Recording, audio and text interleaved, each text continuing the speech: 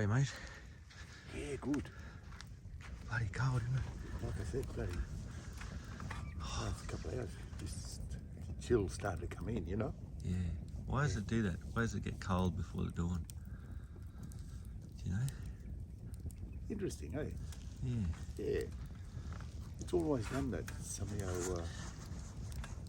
This last bit, it just as the glow sort of starts coming and before the sun ups, it just sort of temperature drops a lot more. It gets chilly, you know? Yeah. And I've been setting my alarm like 5:15 to make sure I'm up. But do you have an alarm, or do you seem to get up every morning at like 5 o'clock? Do you just wake up naturally? Well, naturally, yeah. Yeah. You don't like sometimes feel you just want to sleep in a bit? No, not really. It's, if it's raining, you like to sort of lay in. Yeah. But then you still want to get out, you know? Yeah. But you know, as a working in the bush in the country, and it's just 5 o'clock's probably a bit of a sleep in sometimes, isn't it? Because the boys get up earlier than that, you know, on cattle stations, don't they? Oh, definitely, you know, yeah. But body clock, you know, you're brought up on the station and past the properties, and you always get up 3 or 4 o'clock. And even with trucks, like I can set my body clock pretty well. If I want to wake up 2 o'clock in the morning, yeah, right, then I'd be awake either 1:45 or right on 2, you know, yeah, or 3 or 4. okay, Yeah, it's programming, I suppose. Yeah, just used to it, eh? Subconscious, you know, and it's there, yeah. And last night we had a beautiful dinner of, you made us damper and corned beef, and the damper got a tiny bit black on the bottom, not much, but you know, it was nearly perfect. But I heard you mutter to yourself, you know, if this corned beef doesn't turn out right, you're going to go boundary riding. Yeah. What is It's more this. What does that mean, boundary riding, or what is a boundary rider? You slice around the edges. Okay. Because it may be sort of cooked in so far. Oh, I see. So you slice around the edges. That's all the cooked part. Inside, still half. So that's what you mean cooked, by you know? boundary riding. Yeah.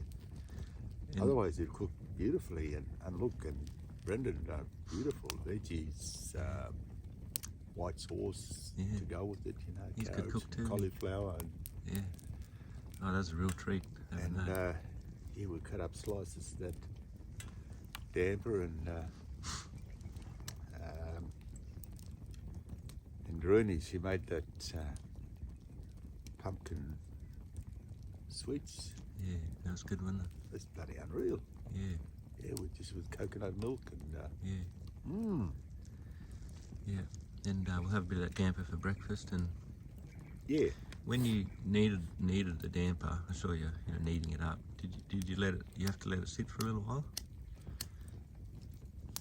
You can. I just tried a little bit of that yeast there yesterday, but I think a bit too old, you know. So the proper way to do it is, you know, you've got to let it rise for 20 minutes, half an hour, and then you knead it again. Yeah. Let it rise and knead it again, and but this time I'll just do a damper with self-raising flour and just do that wet mix, you know. Okay. Yeah. And we'll try that tonight. That should turn out nice. And the term boundary rider, what have you done that role on a station, being a boundary rider? A little bit of it. And what is a boundary rider? What is a boundary rider? Normally, you know, when you've got no paddocks, when you had no fences in early days, especially if you move mob of cattle onto another part of the property, the hays, old Ted Hayes, he used to buy, say, 400 or 500 weaners from Brunchilly, Ucronage and all those, and he'd put them on Deepwater Station where Bill and Jan were, and they're like a family to me because I grew up with them, and they're right on the edge of the pretty well to the Simpson, start of the Simpson Desert. You know, you start getting into all this sort of sand dune country. Yeah. And you get a lot of what we call parakilia, which is more like a pig face, sort of succulent, moisture, ground cover. Some the big ones grow so big, and that's just sort of full of protein, full of vitamins. You can have cattle on it for 3 months, and they're just fat. Yeah, right. Like a tabletop, you know. Yeah. Yeah. And sometimes you got to keep boundary riding, or just check on them, make sure they don't sort of wander away. And if they do, then you got to bring them back to the watering point, you know. Yeah. Otherwise, they could live on this stuff for 3 or 4 months. Yeah. Out in the desert. Yeah. And there's plenty of moisture. But you do that, you bring them back in, and you do the whole round, you know. You might cover 10, 20 kilometres one way, and then another next day. And and otherwise, a lot of cattle, like especially with first lot of storms, they smell that storm and that rain, they'll head straight towards that storm, you know. Yeah, will they? Yeah. Okay. Yeah, they'll just walk and looking for that water. Yeah, they can smell that moisture. Yeah, right. And you know, seeing you've got the ring on your belt. We talked the other day, we didn't get right into it. And what do you use that for? The ring on your belt? A lot of the ringers or stockmen, where we just sort of on the tail end of where there was still a lot of wild cattle, you know, and a lot of them used it to tie down a bull or anything that's wild, that's sort of leading away from the herd. And then you're trying to get up alongside in a horse, grab them by the tail. You can pull them down that way, or you can get up close and just jump straight off your horse, grab the tail, and because you can see when they start tiring, you know, they start sort of flickering their back legs a little bit more, and that's the time to sort of get off, grab the tail, pull them down. A wild cow. And or bull, you know. Wild bull. Yeah. And, you wait till their back legs start sort of. Just start going. You know when they sort of start and tie a little bit. Yeah. But you got to try and get them before they turn on you. Yeah. Yeah, because some of them turn on you and.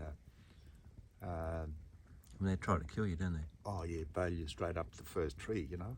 But if you got no tree, you got to try and grab that tail and pull it down really quick, because they're when their legs are up and then they're off balance. Yeah. Then you got to give it a quick jerk, you know.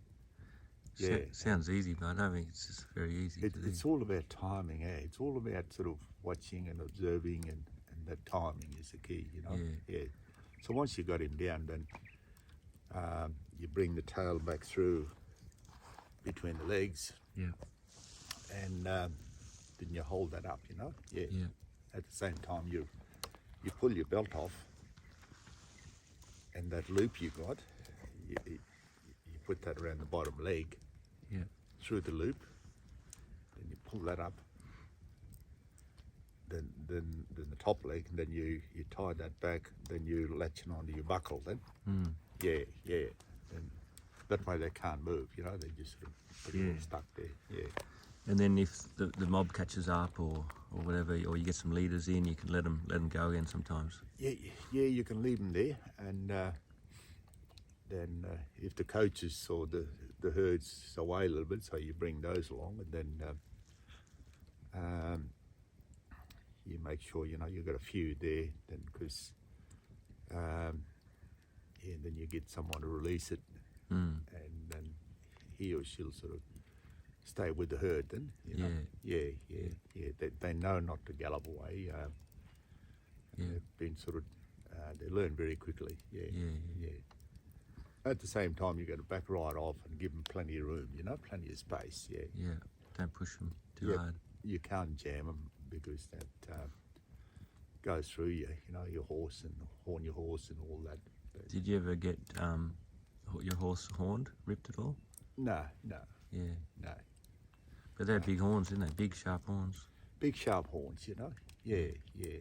And you avoid all that, you know, avoid any injury to your horse, anything like that, because it's bad, you know, if they get ripped open and so much as possible you've got to, even if you've got to let it go, just let it go, you know, it's just not worth getting yourself hurt or your horse injured. Yeah, because you'll get him next time. You know? Yeah, but you've done that. You've ridden after him and pulled him down by the tail from your horse. Yeah, we've done a little bit of that, you know. Yeah. And it's more sort of that's a traditional way a lot of them did it, you know. Yeah. And, do you miss those days of the cattle stations? You do miss the openness and freedom, you know, like what we're doing here.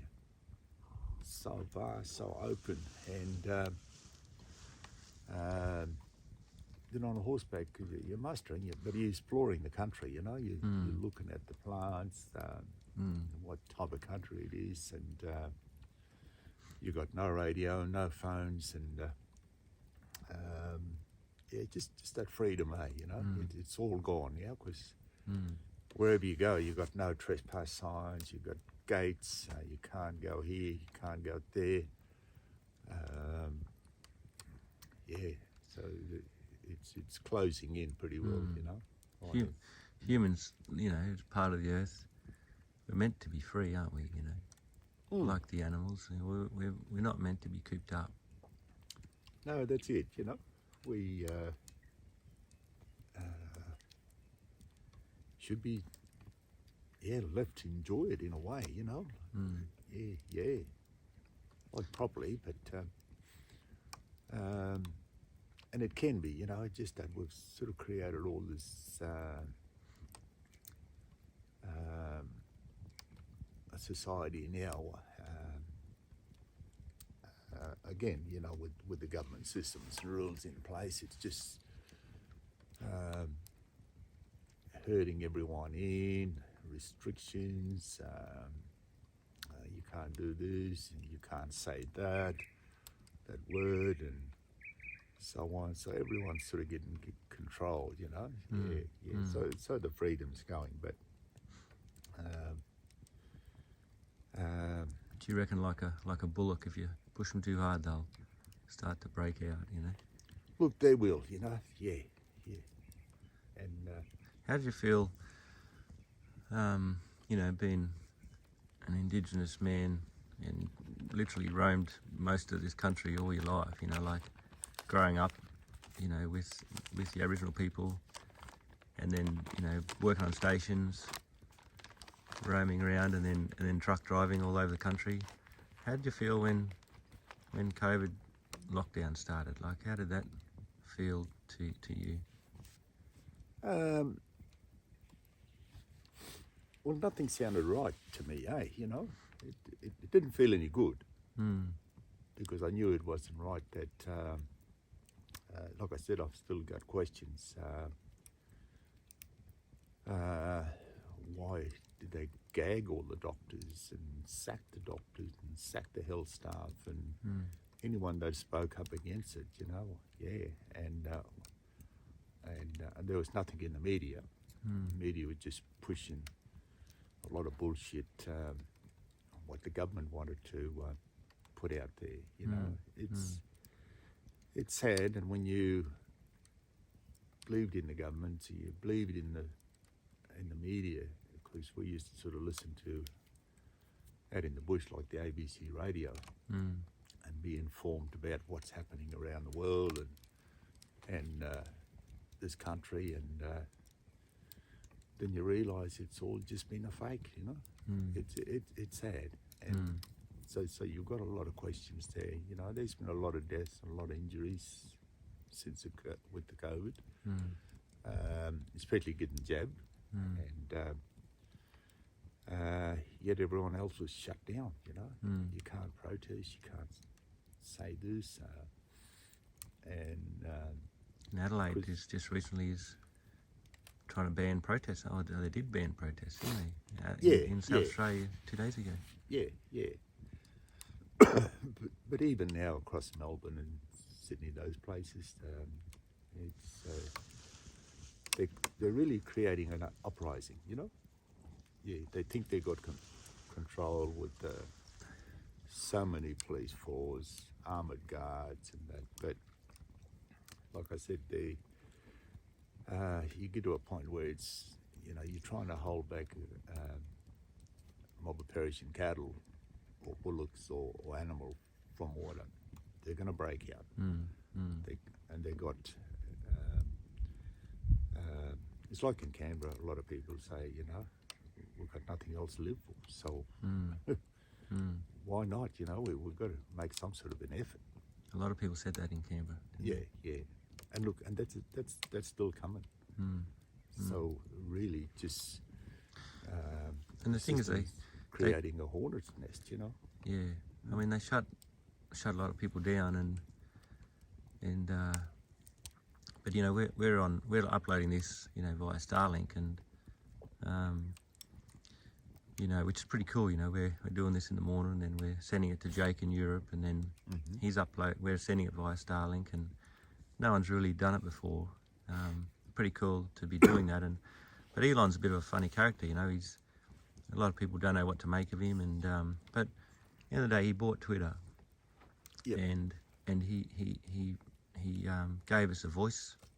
You know, gave people a voice back. You know, and you know, you can't.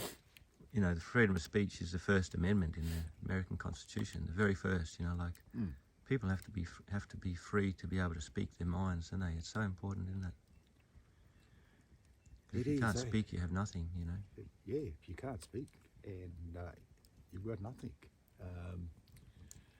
You know, what's the point of living? You know, if you can't have a good debate openly, you know, it's like with the voice thing, you know.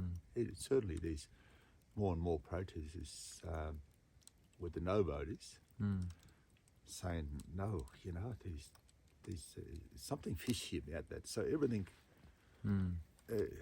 it's not gelling, you know. It's even with me and with us, it's I've still got a lot of questions, and they should be debated and answered before we move on, you know. So you're on the side of the no vote, is that how you definitely, feel? Definitely, you know. Yeah. It's like, I mean, who's ruling us, you know? I've got questions there. Yeah. Definitely the World Economic Forum or the global leaders, not the Australian government anymore. And do we have a constitution? You know? And do we have a justice system? The justice system's all just a joke now, you know. It's not worth having your judges and magistrates all dressed up in their English la-di-das, you know. So you know, we've got a lot of questions that we need to get answered before we think about having a referendum. And the main thing is that people are, you know, asking questions. Doesn't matter what the questions are. Should not be, you know, that's what freedom of speech is. It allows you to ask questions, you know. And if, like you said, if the politicians start shifting their bums on the seats because they get a tough question, well, that's the purpose of the questions, isn't it? You know. That's it. We have to be free to be asking any questions and holding. You know, if you can't hold your leaders to account. Because they censor you, and look, at the moment, you know, like you said, they censor this and you can't say that, and they're trying to make everything you say offensive to somebody, so you can't say anything. Yeah.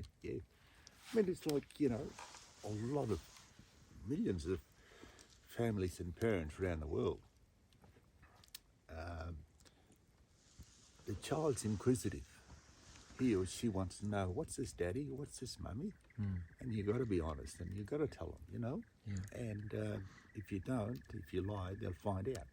Yeah. Yeah. Oh, you lied to me. You know, you didn't tell me. So we just got to get back to being honest and straightforward. And sure, sometimes you'll get into a debate with your child or arguments, you know. Yeah. And sometimes you let them win that argument too, if you know they're right, you know. You can't be sort of arrogant and bullheaded and trying to stand your ground against a child. So Yeah. and that should be, you know, let it take its course all the way up. But then we get to the top, and then we totally sort of control, I suppose. You know, yeah. Why? What's the reason behind it? Yeah.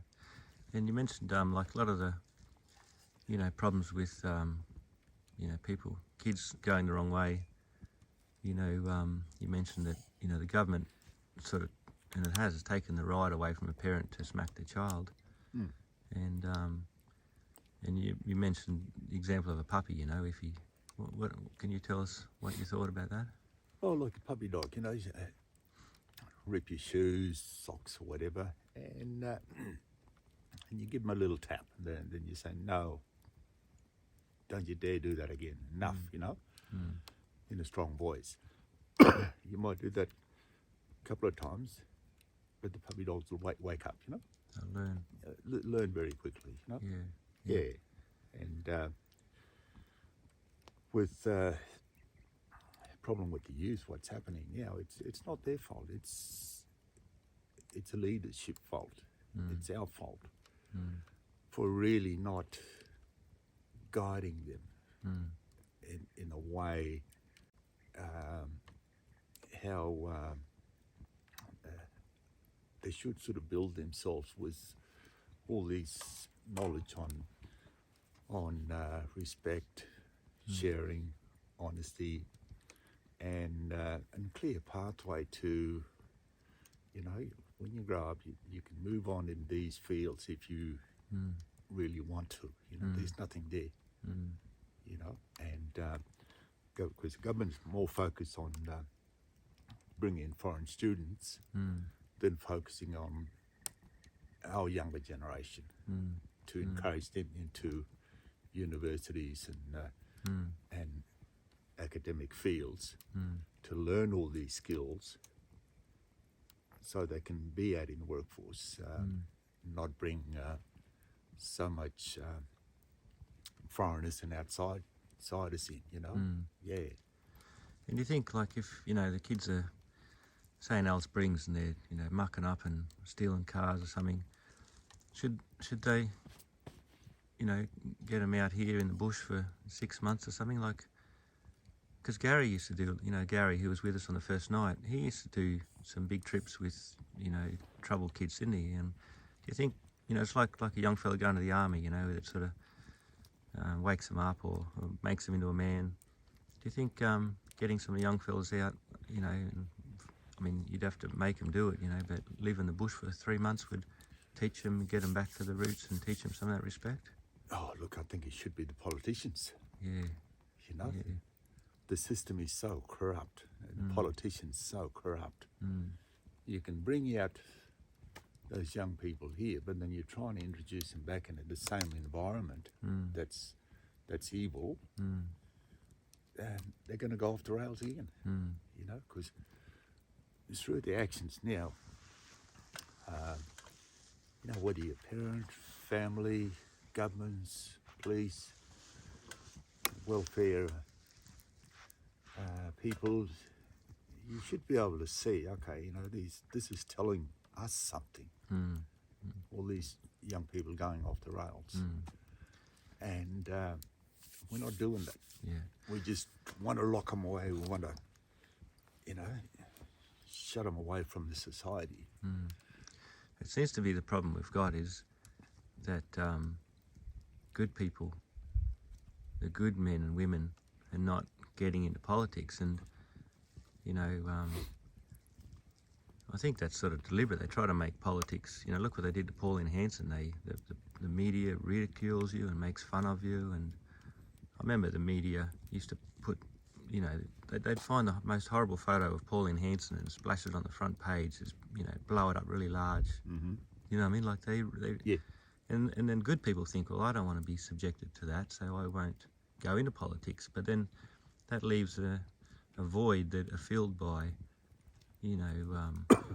maybe they don't start out evil, but they get corrupted so quickly by the system, But it's a void of good people being part of politics, isn't it? I think that's our problem, We need our good people to try to get in and whether it's local government or the council. I mean, I think that's the problem, isn't it? Yeah, but also it's a good people. It's ourselves that allow it to happen. We're not stepping into our delicate and say, for crying out loud, buddy, this is what we voted you in for. You do your job, or you're out. Yeah. And same with the media. We should be shutting them down. We should be disbanding, Channel 7, 9, all the fake medias. Just get rid of them all and don't even employ those people anymore, But it's Australian population. We sort of let things go too far. Then we complain, So, look at yourself in the mirror. Who are you complaining to? Yeah. To me, to ourselves, for not really sort of standing up and having the right. We do have the right and to say, no, enough's enough, and people should tick all the boxes and say, yes, Yeah, we we sort of all should. got busy with our lives probably and didn't, I know for myself I don't put anything political, I don't think, because I'm not telling somebody who to vote for, but if I mention something on Instagram, people are in uproar. They're like, don't mention politics, Yep. as if it's like they're scared of it, But, I mean, politics rule our lives, and people then complain that, national parks get locked up and different things, but, you try to talk about it and they just freak out and say, I don't want to hear about it. But we've got to talk about politics because politics is the main thing that rules and affects our lives, isn't it, Yeah, it's about living, and it's fear, I see quite a few people, not a lot, there's quite a few that don't want to talk about this, but you have to. It's like us, we need to talk about the past, what's happened in the past, for us to be able to solve it today, and to move on to the future. Yeah. And it's about freeing up like this fear, if you got it in your heart, I don't want to talk about this and so on. Yeah. And that's what a discussion, debates, criticism is all about, It's not about trying to kill someone because he won't shut up and I've got this fear. I'm too gutless to sort of accept and listen to the truth. So it's people do have to change. Yeah. Like I've felt that I wanted to be able to, ask you, anything sort of, and I feel I can, like last night we asked you, is because when I was working out in stations, Aboriginals, we called them black fellas and they called us white fellas, and nobody got offended by that, and but I'd like to be able to ask you that, and not sort of feel that it's such an offensive thing that we can't talk about it. But like you say, we have to be able to talk about everything, don't we? Even if it's a little uncomfortable, because definitely. Otherwise, how can you get to the bottom of things, and understand? If you can't understand, like you often say, it becomes fear. And fear drives people's emotions, and then, It does. And, we definitely have gone off the rails. We've gone too far now where, like I was saying, you can't mention your mothers, fathers, you can't be saying a female or a girl anymore. You know, we've just gone too far. Where back then, sure, it depends on the way you pronounce it. You know, whether you're a black fella or whether you're a white fella, and you know, you can do it in a fun way. It's more like a dig at each other, you know. But you're very close mates. Yes. Very close mates, and that's pretty well gone, you know. Yeah. Well, that's the thing. I mean, they're trying to teach us to be offended by everything, which again, it's a form of censorship, because then we can't say this and you can't say that, and they're bringing in rules all over the country, all over the world, where, you know, if a child, you know, 5 years old, decides to change their gender, the parents have no rights, you know, and if the parent objects to that, they'll take the child away. That's coming to Canada, in all over the world, isn't it? You know, and it started from being. It is. It started from taking away your right to speak. You know. Yeah. What they should do is get the politicians to do a test on their kids first. You know. Yeah, at that age. Yeah. Because it's wrong. You know, that's nature sort of created us for a purpose. You know. Just to continue on the life cycle, and you only do that by having a male and a female, you know, reproduction. So, but look, a lot of it's sort of distraction, smoke screen. They know people are waking up to the COVID stuff. Last 3 years, they know people are waking up to the WEF. And what's happening and what they want to do to the population. So government's throwing all sort of distraction to get people away from focusing in, which people are not dumb. They're honing in on those problems now, you know. Like I said, the more you corral them in, the more people sort of start. Like I've been mustering like yourself, and you know, if you push them, their heads start turning out, don't they? You know, they start looking, and then one starts creeping out, and then another, and next thing there's a breakout. You know. Yeah. And you can't stop them once there's a breakout, can you? Oh, definitely. You know. Yeah. You can race after them with a dozen cowboys, but once they go, you can't stop them. That's it, and that's why it's. I'll get back to the point that some people don't watch TVs or YouTube because they may get offended. Offended from what? It's about truth. It's about open discussion, truth. Because you know when people are bullshitting, you know. You turn the telly off, that you know. But if it's open, genuine sort of discussion on humanity, on climate, on governments, on families, and if it's constructive, you glue to it sometimes, you know. Yeah.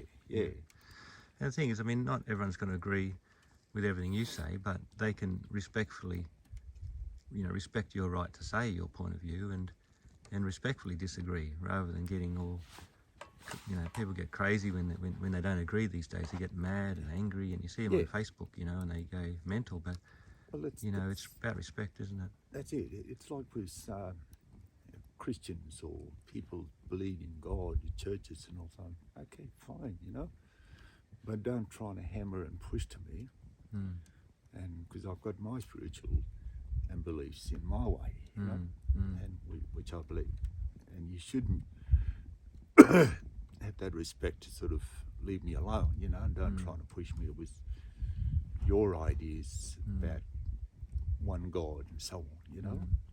So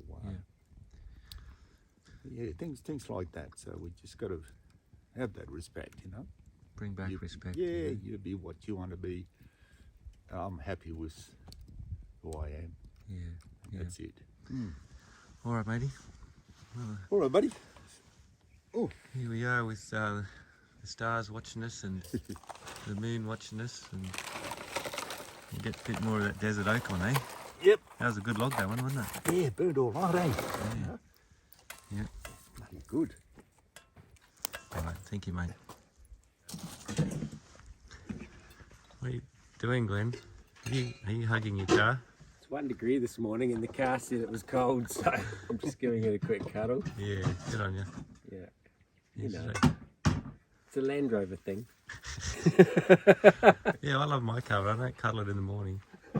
Especially the steel, the alley, so cold. It was cold, wasn't it? It's cold. Oh, that was our coldest night, eh? It's cold. It's our coldest night on trip so far. Well, you got boots on, man. So, I got boots today. jandals are gone. Jandies are gone. It's too cold on my tootsies. If we get less than... Still got the pins out though. The kiwi pins. You ain't seen my pins.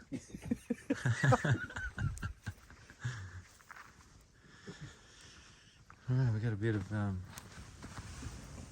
Uncle Richard's damper.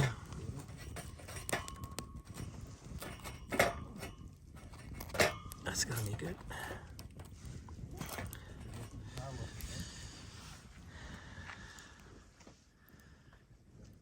And we're heading that way.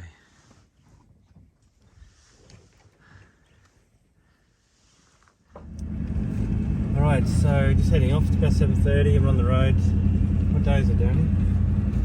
Monday? Monday. Yeah. Monday, and the video just got loaded a few minutes ago. Jake's a bit, it's taking a long time to load at the moment, and yeah, so Jake's he's got 3 kids too, you know, so he's quite busy as well. Anyway, so we're on the road. Now we're full of fuel and water again, so the car's feeling heavy and a bit sluggish. Tyres are cold. You drop, you know, about 4 psi, you know, when your tyres are cold. So, you know, you could just pump them up in the morning and then let them down at Smoko. But if we're in the Simpson Desert and it's got big sand hills, you know, we'd probably do that. But we're just going to take it a bit steady, and it's not a big deal. They'll warm up pretty quick. And beautiful little track here through the desert. So there's still, well, we've got 950 k's to go, so literally the halfway point. We only made it, well, we're about 30-40 k's up the road from Kunawarrigi and heading towards Billy Luna now. That's the goal, get to Billy Luna, and then a few hundred k's past that is Halls Creek. And sort of the Halls Creek, well, Billy Luna's the finish of the canning, and then Halls Creek's when you're back in civilization, you know, you're in a little town, middle of nowhere still. But looks like Richard's keen to get up to Broome where his daughter is, and so we're going to probably get to Halls Creek and then just hightail it to Broome and spend a few days there. You know, we'll spend 3-4 days in Broome. I used to live in Broome, spent 3 years there. So yeah, got some good friends there still, and that'll be nice. Darren's never been to Broome, so we'll have a little break. Anyway, look at this gorgeous morning and clear skies. This spinifex grass is just beautiful, you know, with that long stalks. Yeah, definitely had a lot of rain out here, so you know, it hardly looks like a desert, does it? You know, the guys on the the 6-wheelers, you know, we won't see them again unless we had a problem. They're well behind us now, so we've overtaken them, and the bike boys are ahead of us from what we know, we've heard, and you know, Rod and Mick, we haven't seen them since you know, 4 or 5 days, but they've been reports they're ahead of us now, and I suppose we'll see who comes our way. You know, there's there seems to be more people heading, you know, south to north, but you know, we've been averaging on average 1 car a day that we pass, but little groups, you know, every couple of days see a group coming towards us. So we've got the radio here, turn him on. It's on 40. What well are we heading towards, Tony? 36. There's Drifta crew heading north to well 36. Anyone coming south, over? Yeah, so just put the call out on 40. Sort of every well, I suppose. And generally we don't hear anybody, but it's on, you know, just running, and every now and then. Well, a couple of days ago I heard the Mercedes boys, they said, you know, party of 5 heading north, and I'd heard that. We were behind them, you know. But yeah, you don't want to run into anyone on a sand hill. That's why you got the sand flag. But yeah, it looked like there's a lot of people last night, 2 nights ago, you know, with the 2 boys in the, what were their names, Adam and Johnny, and then the Mercedes guys. But there's not that many people out here. Just that was one well where it was the only place to camp in 50 miles each way, so I had a little corroboree there. Anyway, I had a great chat to Richard this morning. It's freezing cold, and yeah, it's not, oh, my hands are freezing, you know. I'm trying to hold the camera because it's all on a, where's your phone, Daddy? It's all just a phone like that, you know, just an iPhone. No microphone. We should have a better setup, but you know, it's all we got.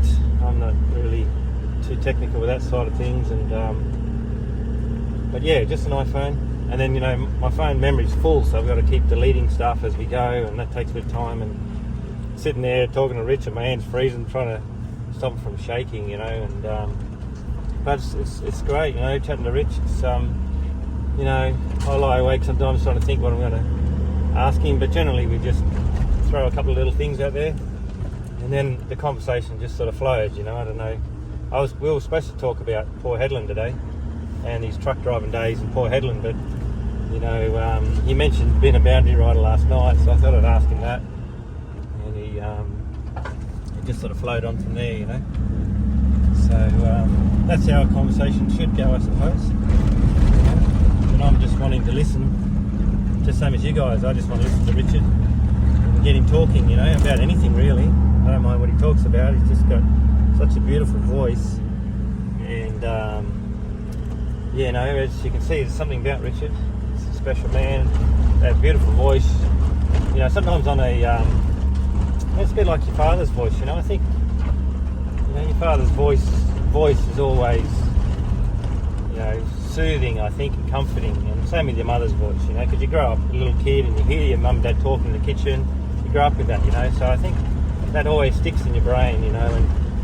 And I think for me too, Jordan Peterson's, you know, he's a bit like that. He's if I'm working on a Saturday, you know, I'll often just stick Jordan Peterson on, and I've heard the video 20 times before, you know. He's got a really good video about truth, and I know every word, but I just listen because it's comforting, you know what I mean, and just, you know, you like listening to it. And I think Richard's voice would be the same. What we'll probably try and do is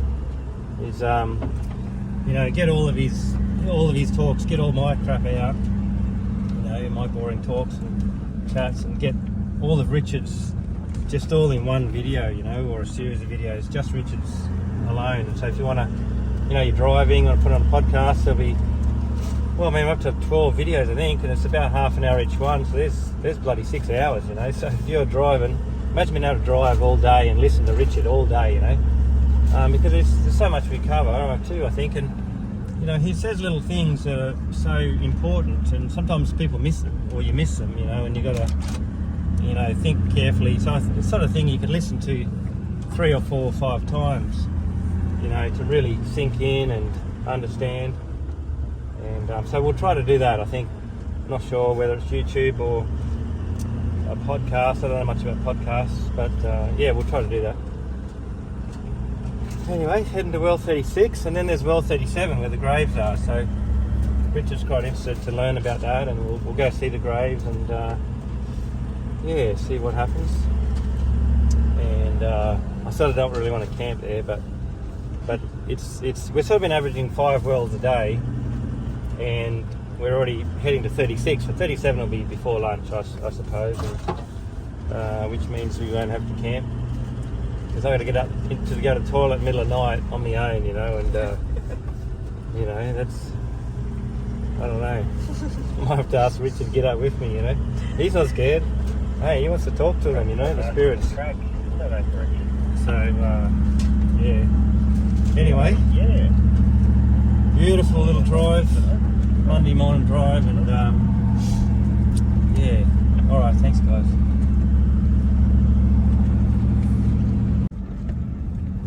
Yeah, so yesterday, well 33, I was just washing my shirts in a bucket, and you know, a little PVC bucket, a little bit of water from the well there, and yeah, my shirt's pretty dirty, so I gave them a good old wash. And it reminded me of at Malungra, and you know, we used to wash our shirts, you know, every week. Just in there was an old concrete tub, you know, and we just, yeah, you're out on the outstation. There was no washing machines or anything, you know, so we used to have to, yeah, just wash our jeans. And there was one guy that turned up, his name, everyone called him Cowboy, just his nickname, you know, and because he looked like an American cowboy, I suppose, a bit more, you know. He wore a flashy shirt. Well, he always used to wear a white shirt and big hat, and always, you know, looked, I don't know, he always looked really well dressed, you know. But I remember he used to wash his white shirt every night, you know, and that was a big thing for him, you know. And yeah, it was important for him to feel good, you know, and look good, and yeah, you know, so that was interesting. And yeah, you don't need much, you know. And back at the main station, okay, mate. Back at the homestead, there was washing machines there, but we used to have to pay. Evan's wife, I suppose, had it set up. We used to have to put $2 in to operate the machine, but you know, none of us it was hard to get $2 because, you know, Julia Creek was 140 kilometres away. I think it was about a 3-hour drive. It was a fair way, or a 2-hour drive, and it was a pretty rough track. Anyway, so it was always hard to keep $2 to wash your clothes, you know, and most of the time we just used to wash it by hand. But a lot of the cowboys there, or the jackaroos, you know, and we were getting about $200 a week, I think it was. But they were all you know, big drinkers. We're allowed to go to the kitchen and get a 6-pack of beer. You know, mostly it was either 4X Gold or 4X Bitter. You know, and you know, the boys would often have a 6-pack a day, and then they were all smoking Capstan cigarettes. You know, which is a little blue drum of rollies. You know, little drum of tobacco. And all the boys, it was a cowboy thing to do, I suppose. Look, Richard, he still rolls his own smoke. But anyway, the boys were into this Capstan, and they were like $20 a tin.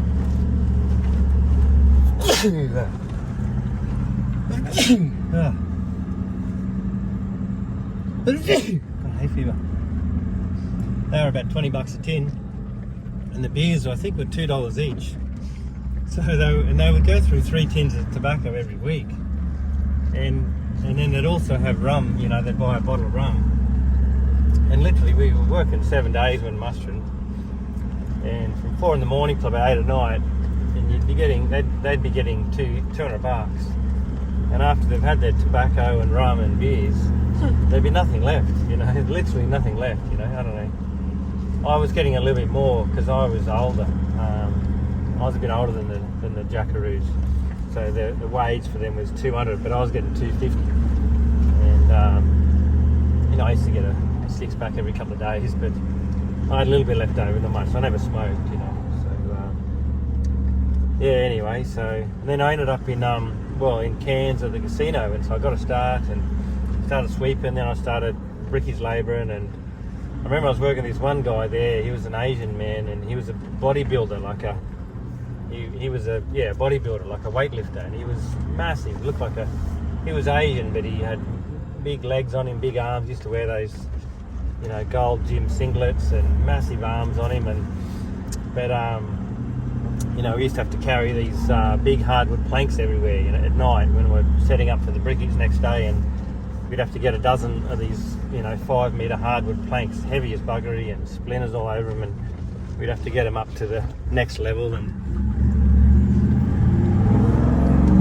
yeah, I can't remember his name, but he would, you know, we were carrying like 2 planks between us. I'm on the front and he's on the back, and you know, got these planks on our shoulders, and he'd always like wanting to stop and have a rest. I'm like, come on, mate, what's wrong with you? You know, and yeah, he was strong, but he couldn't keep up with me, I'll tell you that. Anyway, yeah, I thrived there. I loved it because it was just so intense, the workload, and it was ideal for me, you know, making some good money. And I remember there's one brickie too, Paul. He was a bit of a younger bloke. He might have been 25 when I was 21, and he sort of, you know, we got chatting. I looked after him, and he really looked after me, and we talked a lot. And he started showing me how to lay bricks or blocks. He showed me down the bottom, down in the basement, and you know, he would sort of have a break, and he would show me how to lay blocks. So, you know, I might have ended up being a block layer, you know, because again, I had no trade, and I quite liked it, and not too hard on my back. You know, I'd hurt my back in the army, and anyway, yeah, I got on well with Paul. And there's one time the radio was on, and he won a CD, and it was at the Cairns radio station. And so at lunchtime we sort of raced up the street. We had enough time to go up to we had to go up to the radio station to pick up his free CD. You know, he must have entered a competition. What song is this or something? Anyway, we got to the radio station. He's a brickie, so he's in work clothes, you know, but I was also in work clothes, but I'm covered in cement, and I was a mess, you know, cement all over me, all over my boots and up my arms. And anyway, so we got to these big glass doors to this office, and we go inside, and I sort of stopped and I hesitated, and I didn't want to go in. And he said, "What are you doing? Come in." I said, "No, look at me, mate, I'm a mess, you know." And he grabbed my arm and he said, "Don't ever feel you're not good enough, you know." And yeah, I remember that, you know, like, just because you're not wearing the best clothes, don't feel you can't, you know, go inside. And it really struck me, you know. Anyway, because he was, yeah, anyway, so he sort of dragged me inside, and he got his CD, and we went back to work, and, you know, I had a great time there.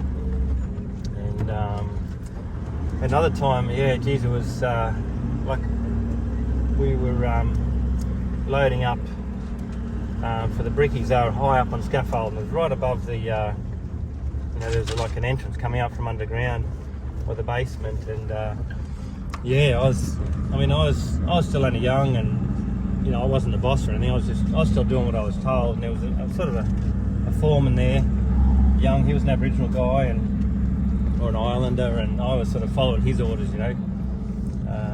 He'd been there a lot and knew what he was doing, and he was sort of in charge of all the brickies labourers.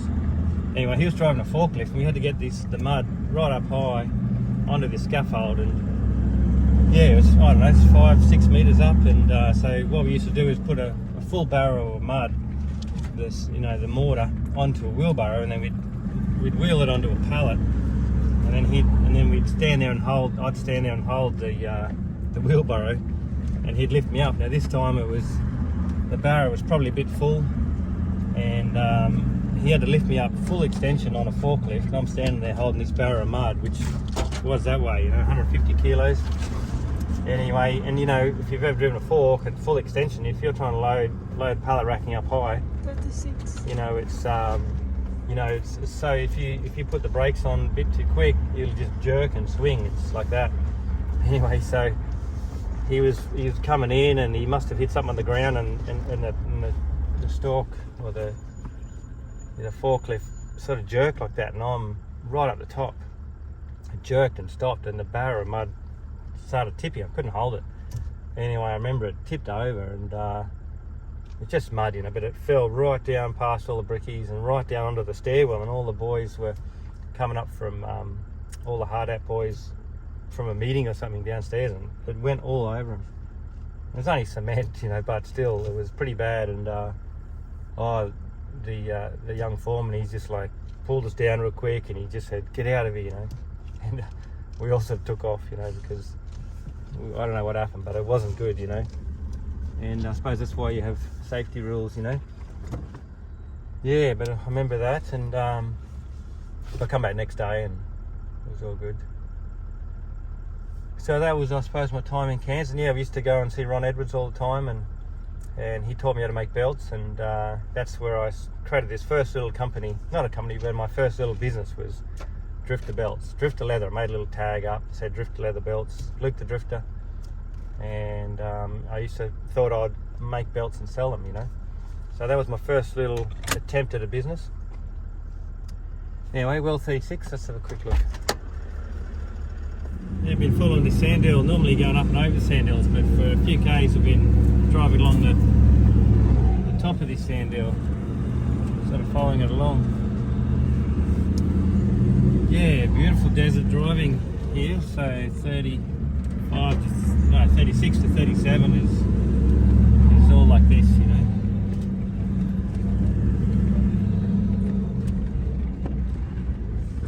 Yeah, following along the top of the sand hill.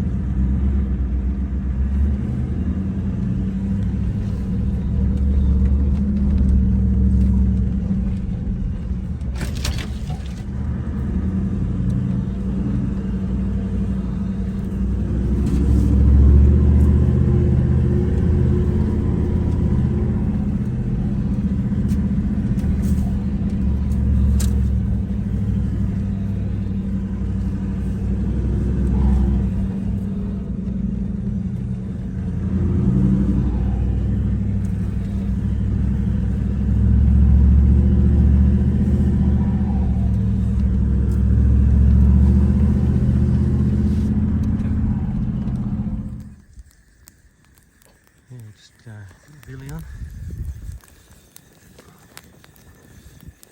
Richard's battered old Billy. What he likes to do, just set it down the fire. Cup of tea.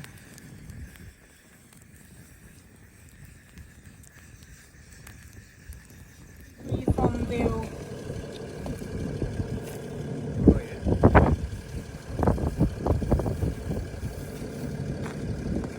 James Thompson, 38 years. George Schuster, 32 years.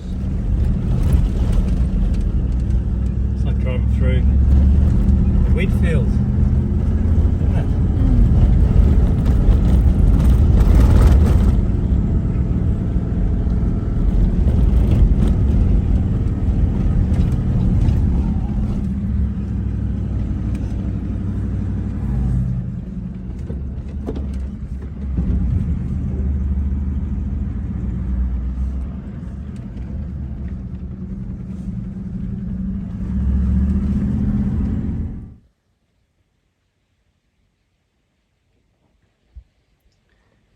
Come on, boys.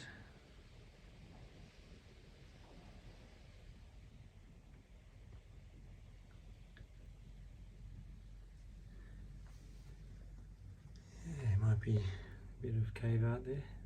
Not sure. See what Richard says.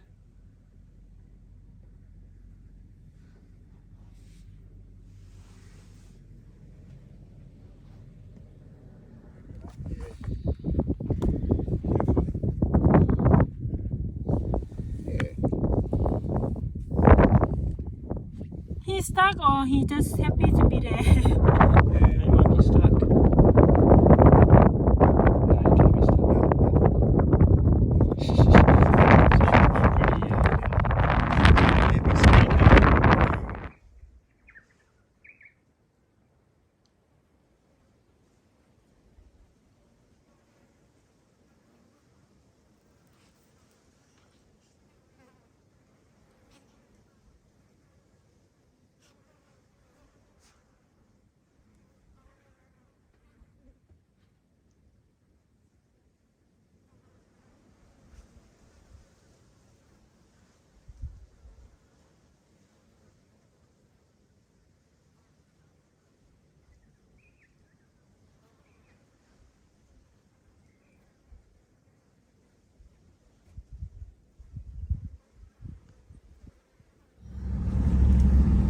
Yeah, right, we've been past well 38 and heading to 39.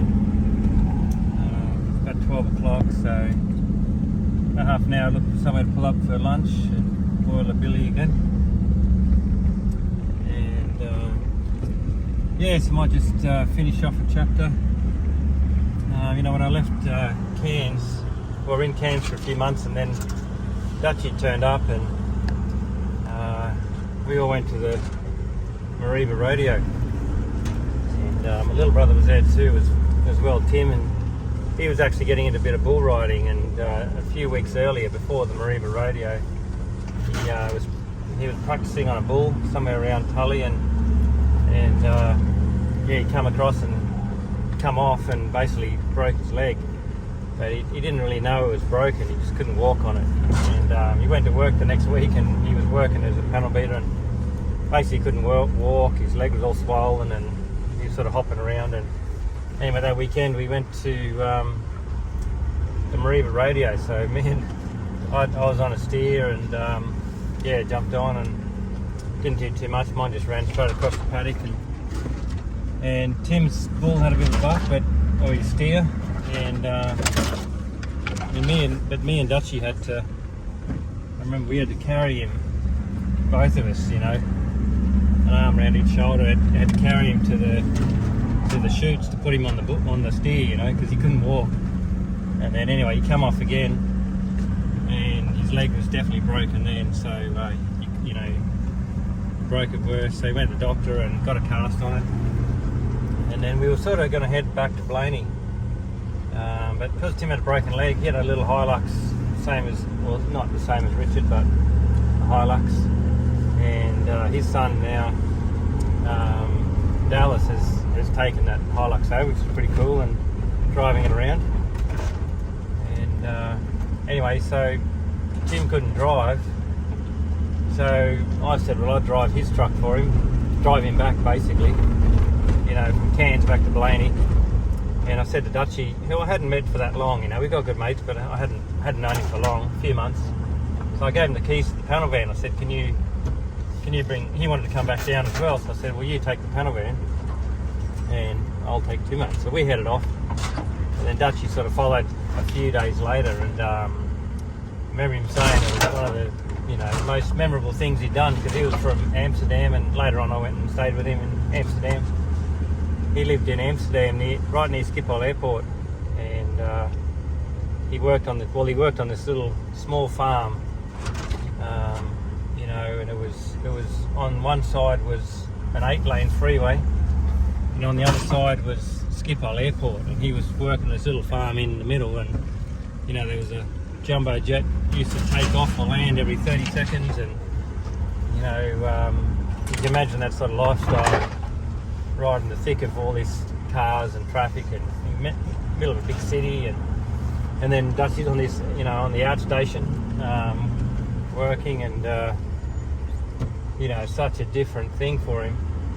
And I remember him saying, you know, he was going stir crazy because there was no noise, you know, and he's just like, I need some noise, you know.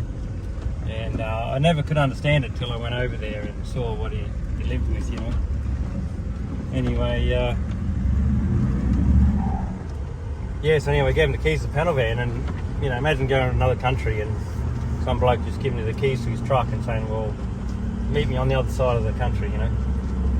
Anyway, so he drove down through the middle, and he was just had his arm out the window, and he come down through Longreach, down through central Queensland, and yeah, it was just an amazing trip for him, you reckon. Just that vastness of space was something hard to comprehend from somebody from Holland, you know. Anyway, so yeah, they're just little markers, eh?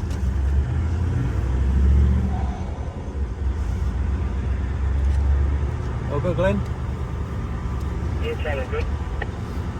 So anyway, we come back to Blaney, and then I gave Dad a hand. He was building some units, 6 units that he wanted to make, so he built. So we built those over about 4 or 5 months in Blaney, and I started, you know, working as a builder's labourer for Dad. And yeah, so learned a lot there. We built the whole thing, 6 units, and you know, we put the frames up, and you know, everything we could.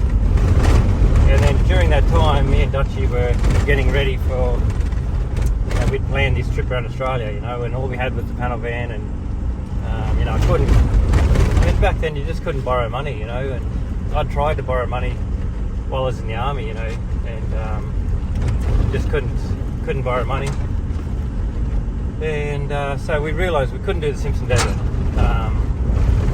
So yeah, like I said, we went Birdsville and around Unadada, Strzelecki, and up to Tanami. So we sort of we talked about that story, but that's where it led into that, you know. Did the trip around Australia with Ben and Dutchie. We met Sam in Alice Springs. We went to Darwin up to Tanami, and we got onto Dicko, and we went back to the Tanami mine and we worked there. And then this was sort of, we left just after Christmas, I think. So it was January on the road, and then February, March, April, we had 3 months in the Tanami mine, just working for Dicko and Barcon Construction, building the dongas in the Tanami, just in and out, flying in and out every 2 or 3 weeks and saving our money. And then then after that, I bought a ticket and went to America. So that was sort of the next big chapter in my life, was flying to LA and it's never been overseas before, and remember flying into LA and just seeing this. It was a beautiful clear day up in the sky, and then coming towards LA and it was this big brown haze, like a big brown cloud, which is the smog, and landed in there, and I had an army backpack and my swag, lunchtime boots, a Cobra hat, an RME shirt, and a dryzer bone. So that's what I travelled with. So I wasn't quite backpacking because I had my swag with me. And I remember coming out of the airport, and everyone's there sort of asking to come and stay here and stay there. And there was a bloke from Europe, and he said, where are you going to stay, mate? I said, I don't know. And he says, well, come and stay down in Venice Beach, and he told me, what to do and bus tickets sort of thing. And anyway, I didn't have any American dollars, so I come out and he told me it was, $30 or something. And I said, I haven't got any US dollars. And he says, you can get it, back in the airport. You can change the money. I didn't know to change money. I didn't think of it, I thought you just walk out and change the money. Anyway, so I said, I'll have to go back in and get it. But to go through all the turnstiles and security, it was a big deal, all my backpacks. And so I said, can you just look after all my gear for me? I'll duck back in to get some money. And he said, yeah, no worries. So I left him all my gear, my swag, my backpack, everything I had. I left with this bloke at LA airport, and I went back inside. And as I went through the turnstiles, back through security to get some money, I'm like, shit. That was a pretty dumb thing to do, This guy only just met seconds ago, and I've left all my gear with him, I hope he doesn't do a runner. Anyway, I come back 15 minutes later, and he was, I thought I could trust him because he was a European guy and a good fella. And anyway, he was there with my bag. Sometimes you just got to trust people, And I got my bag, and then anyway, it was this bus to Venice Beach, and that was an eye-opener, young bloke from, I'm from the country at least, and Venice Beach was just crazy, it's just this big boardwalk at the beach, and just crazy people everywhere, I suppose. I found it fascinating, just walking along and watching what everyone was doing, and girls in bikinis rollerblading, and everything you think of, all the African American blokes in Mercedes, open top Mercedes convertibles with big gold jewelry, driving up and down the streets, and it was amazing. And but that night, I couldn't sleep because I was on Aussie time, and all the sirens and the noise, and I just lying in my bed in a bunk thinking, bloody hell, this is freaking me out a little bit, Anyway, I remembered Bob, and I rung Bobby Curtis up, the guy I'd met on Trouty's at Mongali, the little farrier bloke, and so I rung Bob Curtis up, and he answered straight away, and I said, Bobby, it's me, Luke the Drifter. I'm in America. Can I come and say good day? And he said, yeah, no worries. So he, I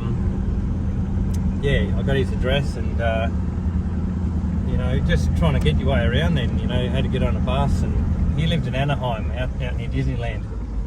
So we jumped on a bus, and I sort of got halfway there, and then I got a bit lost, and there's no iPhones, and didn't have a map, and I I was getting close to Disneyland, and anyway, I walked into a servo, and I said to the guy at the counter, I said, I'm trying to find Anaheim, you know, and there was this big tall Canadian cowboy standing there, and he said, oh, what's up, mate? I said, oh, I'm trying to find my mate, Bobby Curtis. Here's the address, Anaheim. He goes, oh, it's not far, I'll give you a lift. And he was an old buck jumper from Canada, and his teeth were knocked out, and he had a broken back in the past, and he was a bit battered up, but he was a rodeo buck jumper. And anyway, he gave me a lift to Bobby's house, just like that, you know. And I found Americans were like that, you know. You only had to open your mouth, and they found out you're an Aussie, and then they're just like, wow, you know, are you Australian? You know, are you Australian? How they say it, and yeah, mate. And then they'd say, oh, say something in Australian. I'm like, what do you want me to say? You know, like, I don't know. So I used to start saying to them, they'd always ask you, oh, say something in Australian. And I'd say, I'm dry as a dead dingo's donga, how about you buy me a schooner? And then they're like, what? Like, I'm dry as a dead dingo's donga, how about you buy me a schooner? And they didn't know what it meant, of course, that you're thirsty and you want a beer.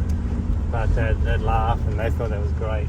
And then they'd ask, you know, oh, do you know Paul Hogan, and oh, shrimp on the barbie, and just that over and over. Oh, Paul Hogan, shrimp on the barbie, you know.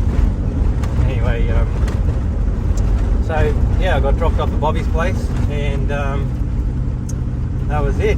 I met up with Bob, and Bob's an amazing man. He was just typical American. I think he's a little bit overweight, not much, but a bit overweight, but so jovial and happy and boisterous and fun, you know. Americans know how to have fun, you know. Aussies are a bit more serious and maybe down to earth, a bit more reserved and conservative, but Americans are just all guns blazing, you know. Talk big, act big, and they know how to have fun, you know.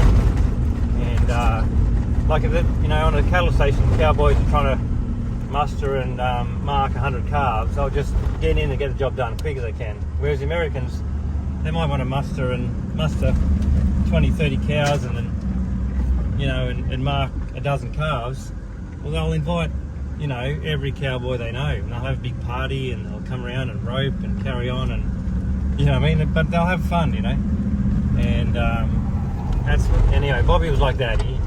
He was having a ball in his life, you know, and he'd done everything, and he had this big hot rod, 1942 Plymouth hot rod, wheels like this wide on the back, and that night we drove around LA, you know, and all of the Hooter bars, and Bobby would pull up at the topless bars, you know, hamburger bars, topless girls, and I'm like, holy shit, you know, what's this? What is this place, you know? And Bobby loved it. He would just, you know, take me around. We got had a few beers, all these, you know, the bars over there, again, they're just so much fun, you know, the American bars. And something that's just totally different about it to Australia. Anyway, that was the night, and we stayed there a couple of days. And then, yeah, the next chapter, so we'll talk about that later, what happened. You know, I had to decide what I was going to do from there. What I wanted to do was go to Texas or Montana, because that was, you know, I'd read all about that in Louis L'Amour books, you know. And Bobby said, well, what about Washington State? You know, I'm heading up there soon. And I'm like, no, I don't want to go to Washington. That's a big city, you know. No, he said, no, Washington State. I said, well, where's that? And he showed me on the map, and I'm like, oh yeah, that looks pretty good. Which is up, you know, Seattle, Washington State. So yeah, anyway, we'll tell that tomorrow about how I ended up mule packing in Washington State. All right, thanks guys.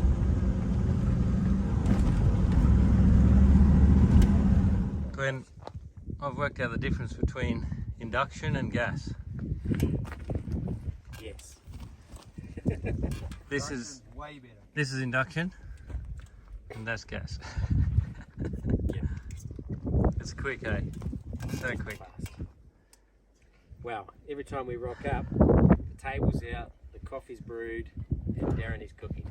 Yeah. Yeah, well, it's 3:30 in the afternoon, and I've been sandhills all day. Pretty good going. And yeah, on this northern section, as you can see around, there's a lot of trees. There's very little firewood. So you know, we want to pull up around 4 o'clock and sort of on the hunt for a dead log somewhere. But we just keep going. Yeah, it's only 3:30. We've got a little bit of time. You really want. It's hard to camp with this spinifex because it's so thick and very spiky, and you really don't want to camp on it. You want a little playpan or somewhere under the trees where there's just sand. But not much here at the moment. We're on the lookout for a camp, you know. So yeah, see what we come up with. Come along the track and found this bit of scrub, and there you are. Picture's going to be there. The wind's sort of going that way from the mist, and gonna get a fire here, a bit of firewood.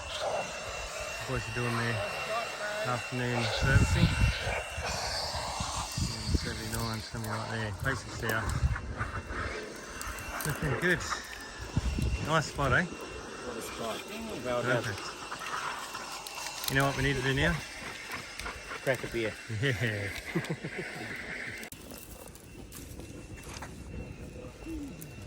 So we do.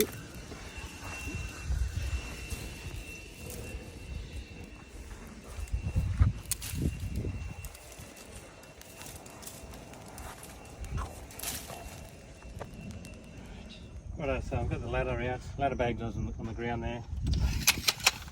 And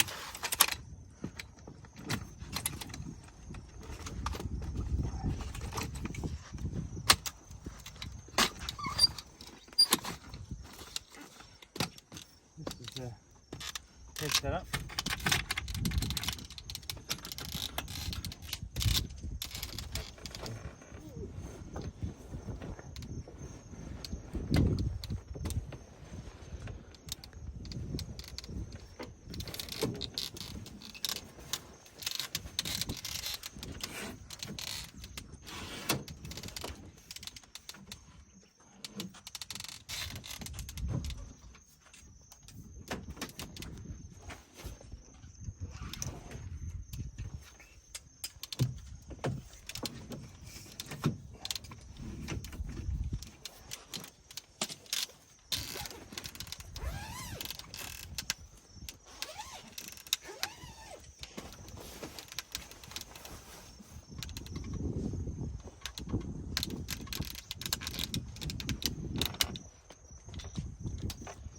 Undo the valve, open it up,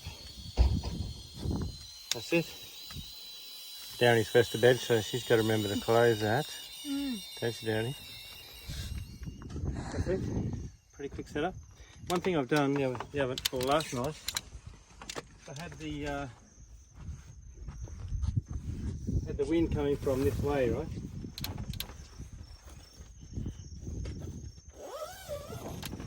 Getting a bit of flapping here, so what I've done is on a bit of Velcro there, which you don't really need, cut a little slot here, just behind the tape, and Velcro that together. And it just stops any flapping there, so it seemed to work pretty good if the wind's from that side, you know. Anyway, it's a very quick setup. Tents are so good, and you've got your bag here for your shoes. And yeah, it's a very comfy setup. 4 o'clock, setting up camp, fire's going, beers are on, Starlink's on, chairs are out. Takes about 3 minutes. And yeah, pretty good day today. Just sand hills and sand hills. We're all buggered. But truck's going pretty good, you know. Very happy with it. Setup, the whole setup, the truck.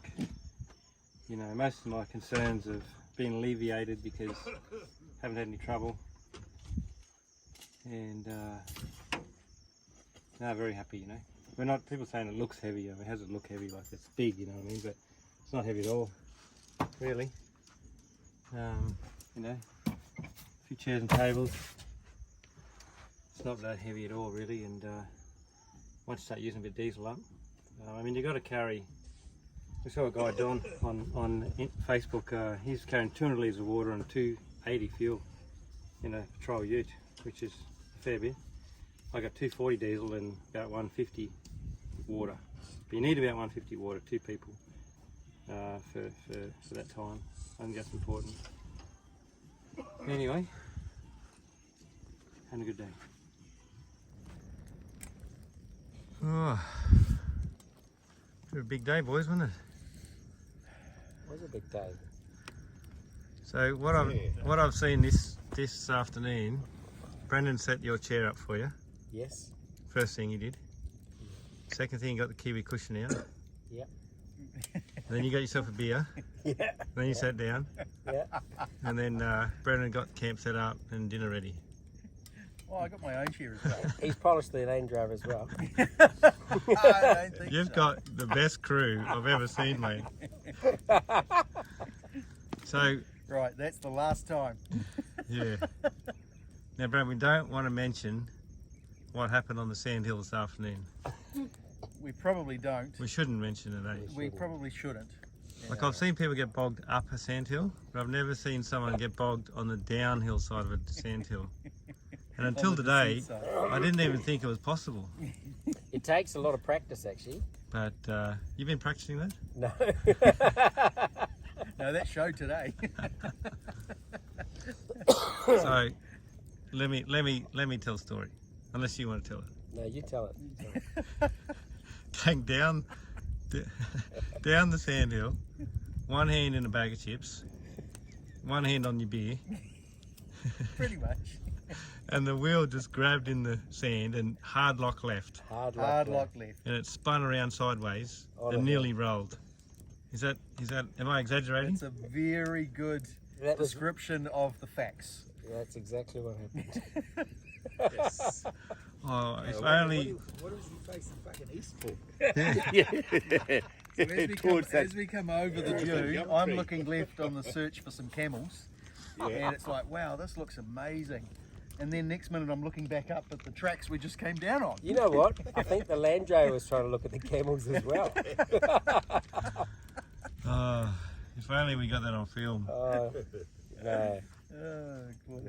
classic. So basically now you've been bogged twice up a hill, No, not bogged once. once up a hill, Yeah. and once down a hill. Once. Yes, I've got them sorted Well, now. that's I've pretty- just got to do it on the One for flat. one. I've That's got to do even, it on the isn't it? flat ground now. It's nice and even, you know. Yeah. Yeah.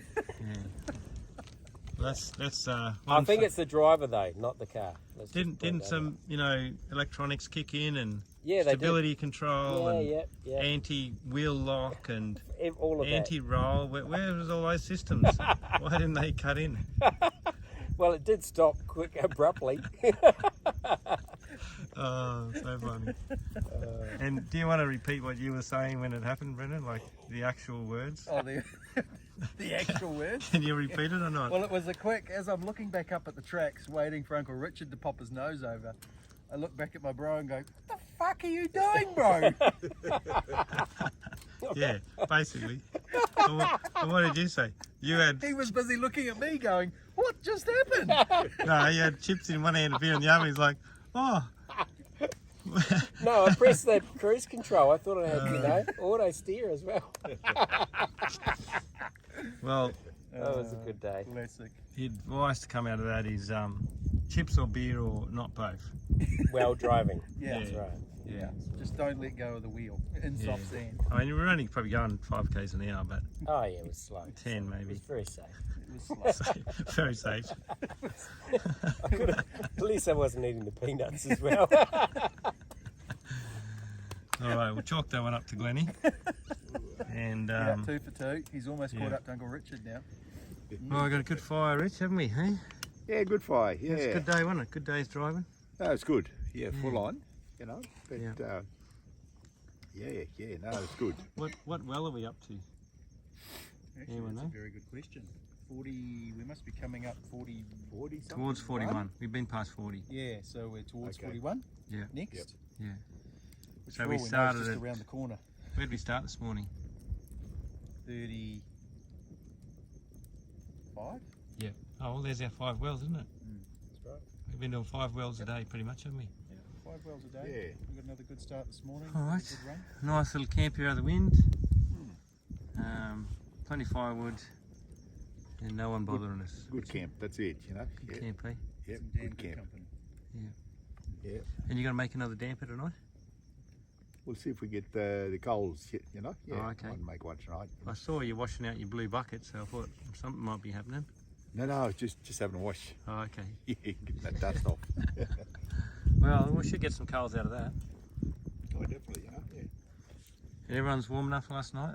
Like, it was freezing, wasn't It it? was cold. I think it was 0 this Yeah. morning. Top of my solar panels were iced up. It was cold. It was freezing. Yeah. Yeah. All right. Okay, anybody cooking? I got chicken Well, that looks pretty good. and lamb chop and My favourite. look. Ooh, BOD. good eye. Nice. What's in here? Lamb chop. Have a look.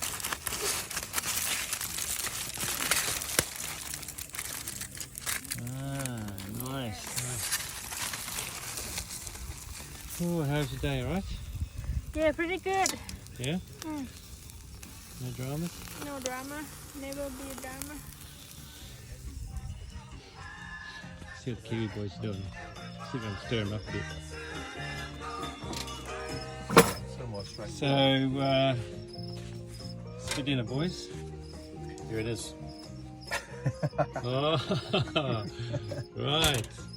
We've got the chicken curry. I saw a chicken about 2 k's back. Have you been over here contemplating what to cook for dinner, Glenn? He has. We For the did. best part of the last 30 minutes. I did have a What look. do you call that when you can't make a decision? There's a word for it. There's procrastination. Spoiled. Yeah, procrastination. Spoiled. Spoiled for choice, perhaps. Oh, good. So you're gonna have. So what are you gonna have? You're gonna have. Green. We're going to have Thai green chicken curry. Yeah, Nice. that's what we're having. Tonight or? Yeah. We're going to have a few beers.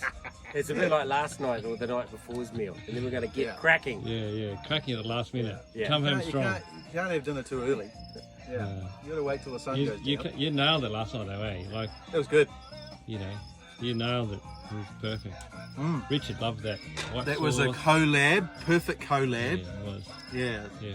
Of everything coming together nicely. Oh, look at that Including a bit beautiful. of bush white sauce. Look at that sunset in the camera. It's just gorgeous, eh? Stunning. Special. That is stunning. Look at that fire. It's a good log you pulled back. Come over, sit by the fire, Glennie. Come sit by the fire, mate. Come over here with me. Oh, yeah, I don't need it. Okay, then.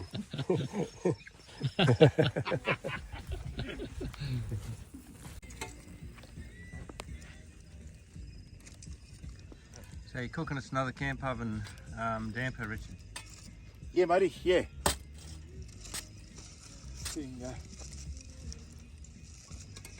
I'll just try a wet mix this time and just slowly, buddy. Yep. Nice.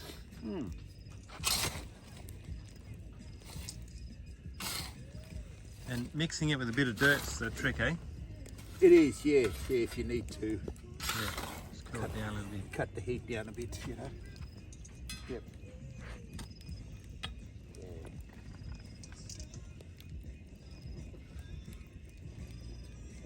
Slower cooking, but should be okay. Alright, fire's going off.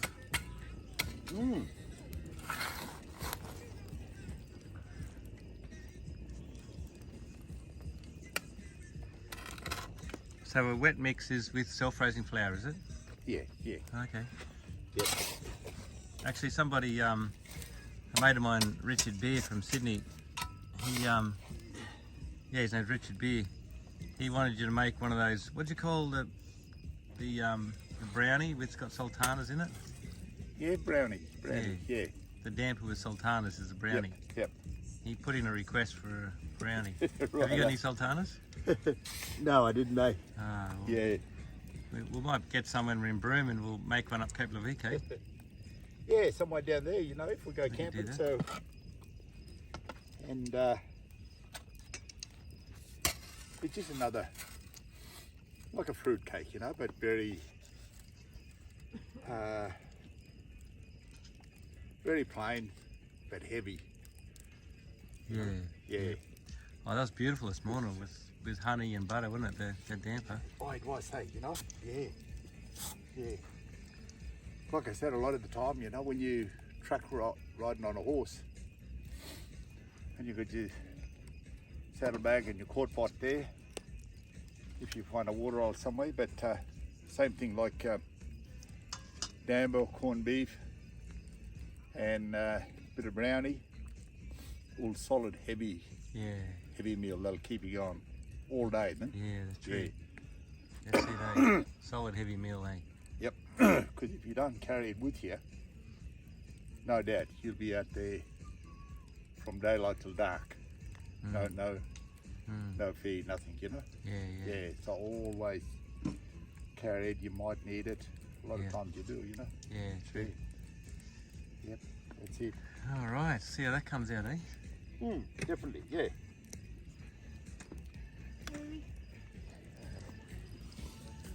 Holy smokes. Is it my birthday or something? Yes. Gee. Wow, must be my birthday.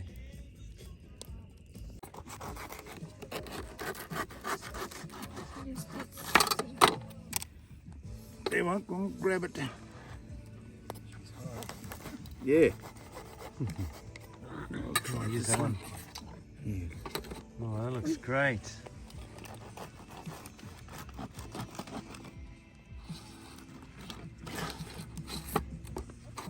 Oh, that looks amazing. Yes.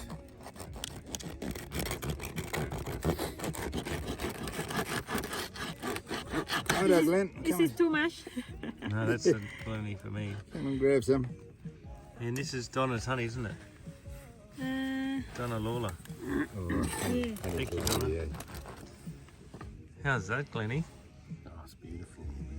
I should be charging you extra on this trip. The Audi should pay for this. Yeah. Yeah, DIY. The Audis. The oldies. Oh, the oldies. Yeah.